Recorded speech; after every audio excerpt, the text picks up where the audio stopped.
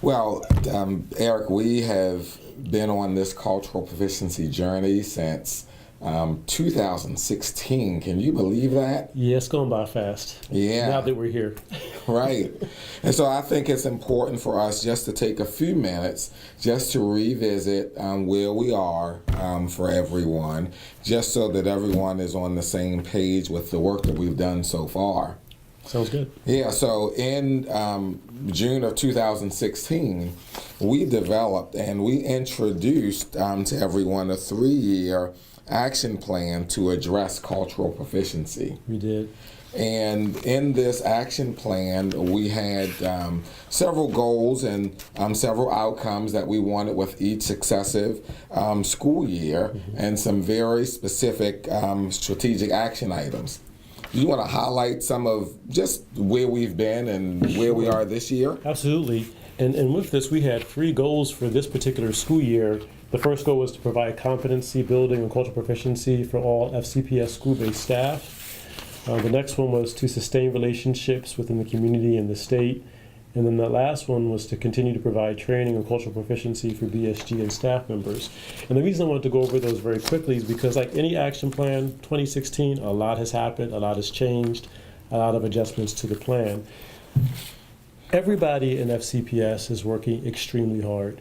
So this update is not to say, hey, look, this is what we're doing. We're not going to share everything that we're doing. We know that everybody in the system is really working to make sure we're doing what's best for our students. But what we did want to share is just some highlights so far up to this point this year. We've conducted between 35 and 36 sessions related to cultural proficiency. This is the 3rd year for superintendent's leadership, the 2nd year for AL, IL, multipliers, and EEA, the 2nd year that we've been able to continue to develop the competency of our equity reps within each of our schools. The great thing about that is that we now have individuals from BSG that are now joining us at some of those sessions. We've also been able to conduct many sessions with community members, whether it be at local colleges, universities, or other agencies within the county.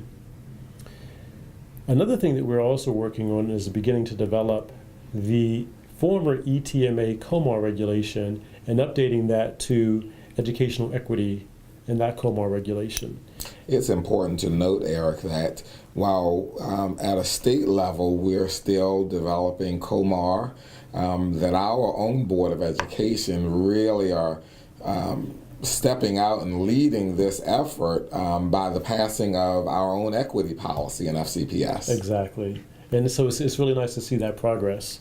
And with that in mind, the last thing that we've been working on a great deal this year is the modules that have been shared in all of our schools each month, a lot of that in conjunction with Corinne Myers and Cindy in relation to Framework for Teaching. And I mentioned those two because even though it's Keith and I sitting here right now, none of this work is possible without the help of our equity teacher specialist, Toby Huser, Cindy, Corinne, Cheryl Peters, Andrea Morgan, and others on our team that make this possible. And we know for the entire system as a whole, the work of cultural proficiency is not just the job of one team. It is the work of all of us. So we thank you as a team for allowing us to continue to support and to do this work in the system for the betterment of our students and ourselves.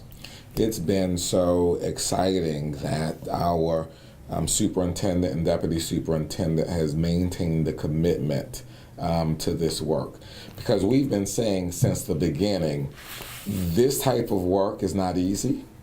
Change does not happen overnight. And so as far as we've come as a school system, we still know that we have a ways to go with the work that we are engaged in.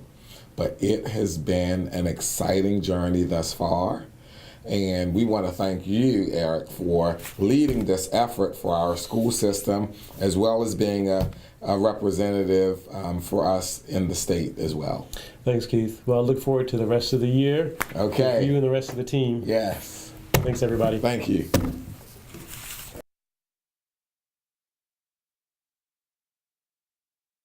And Eric, I'm just excited to be here because Cindy and Corinne actually let me on the camera. Awesome. You can actually, You can leave that. You can leave that in there. That's all.